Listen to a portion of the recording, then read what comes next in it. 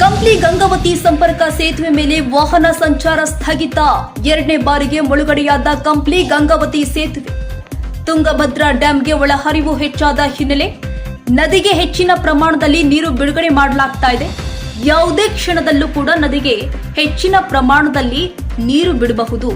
ಸದ್ಯ 1,17,000 ಕ್ಯೂಸೆಕ್ ನೀರನ್ನ ನದಿಗೆ ಬಿಡಲಾಗಿದೆ. ಮುಂಜಾಗ್ರತಾ ಕ್ರಮವಾಗಿ ತುಂಗಭದ್ರಾ ನದಿಗೆ ಅಡ್ಡಲಾಗಿ ನಿರ್ಮಿಸಲಾದ ಕಂಪ್ಲಿ ಗಂಗಾವತಿ ಸೇತುವೆ ಮೇಲೆ ವಾಹನ ಸಂಚಾರ ಸ್ಥಗಿತ ಮಾಡಲಾಗಿದೆ. ಸಂಚಾರ ಸ್ಥಗಿತಗೊಳಿಸುವಂತೆ ಲೋಕೋಪಯೋಗಿ ಇಲಾಖೆಯಿಂದ ಅಧಿಕೃತ ಮಾಹಿತಿ ಕೊಡಲಾಗಿದೆ. ನದಿ ಪಾತ್ರದ ಜನ ಸುರಕ್ಷಿತ ಸ್ಥಳಕ್ಕೆ ತೆರಳುವಂತೆ ಸೂಚನೆ ಕೊಡಲಾಗಿದೆ.